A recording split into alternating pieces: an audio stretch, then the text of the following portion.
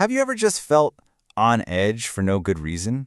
You know, that constant low-level hum of anxiety that makes you feel like you're on high alert, even when everything is totally fine? Well, today, we're talking about that inner tiger, your fight or flight response. And, more importantly, we're going to learn how to tame it. Right? Does it ever feel like your body's stress response is the one in charge? Like your racing heart and your shaky hands are calling the shots, not you? Author Veronica Walsh has this perfect phrase for it.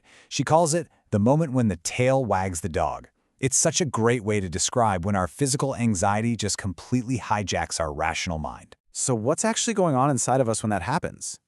Well, the technical term is a dysregulated nervous system. But honestly, the best way to think about it is like your body has an internal smoke detector.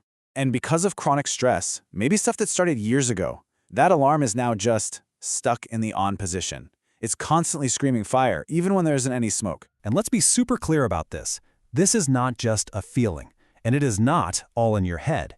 It's a real physiological state. Your body's ancient primal threat response has literally become the baseline, the default setting for just living your normal, everyday life.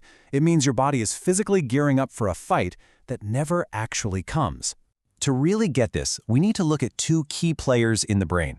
So first up, you've got the amygdala. Think of this as your body's super quick-acting, super sensitive alarm system. Its one job is to spot potential danger and immediately slam the panic button, turning on that fight or flight response. And then you have its partner, the prefrontal cortex. This is the calm, rational part of your brain, the thinker. Its job is to look at a situation logically and say, hey, amygdala, take a breath. It's just an email notification. It's not a saber-toothed tiger. But here's the problem. Chronic stress starts to literally rewire your brain. It weakens the phone line to the rational thinker, and it hands a megaphone to the emotional alarm. So what happens? Well, this miscommunication means the alarm's shout of danger completely drowns out the whisper of reason, and the result is we become hypervigilant. We're constantly scanning for threats that aren't even there. So when your body is constantly stuck in this state of alarm, that feeling doesn't just stay put. Oh no, it starts to poison your thoughts. It changes how you see the world and how you act in it. And this is exactly how that false alarm creates a whole cycle of bad habits.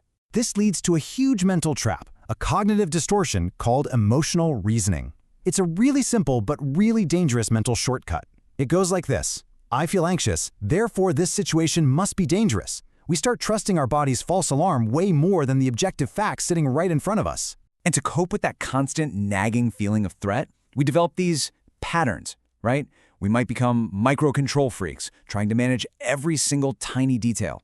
Or we create these super rigid rules for how life should or must be. We try to predict the future or guess what other people are thinking. All of it is a desperate attempt to feel safe and get some control over the chaos we're feeling inside. Okay, I know. It's a pretty heavy picture. A physical response that kicks off a whole cycle of unhelpful mental habits. But really understanding the problem is the absolute first step to fixing it. And this, right here, is the turning point. This is where we learn to take back control from that tiger. Now you might be asking yourself, okay, but wait a minute. If the racing heart and the shortness of breath are real physical feelings, then doesn't that mean the threat is real too? And that, my friend, is the core question we need to completely dismantle. And here it is. This is probably the single most powerful idea in this whole explainer. Feelings are not facts. Let me say it again. Feelings are not facts. While your feelings are 100% real, they are not objective reality. They are simply the output of a process, your brain's interpretation of the world, an interpretation that's based on that faulty, super-sensitive wiring we've been talking about. So, if a dysregulated nervous system is a manageable condition, kind of like diabetes, then what's the treatment? What's the insulin for anxiety? Well, the sources all point to cognitive behavioral therapy, or CBT. It's a practical, hands-on framework for learning how to manage the condition by literally rewiring your brain. CBT has this really powerful two-pronged approach. On one hand, you have cognitive therapy. It works on the idea that your thoughts create your feelings, so you learn to change your mind to change your mood. On the other hand, you have behavioral therapy, which kind of flips that. It shows how your actions influence your feelings, so you change your behavior to change your life. Together, they break that anxiety cycle from both ends. It's brilliant. Okay, so now we get to the really good stuff, the practical part.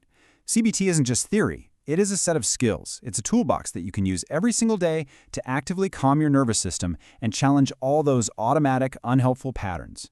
This toolbox gives you a whole range of skills. It starts with something as simple as noticing your patterns, just becoming aware. It gives you physical tools like belly breathing to calm that body alarm down.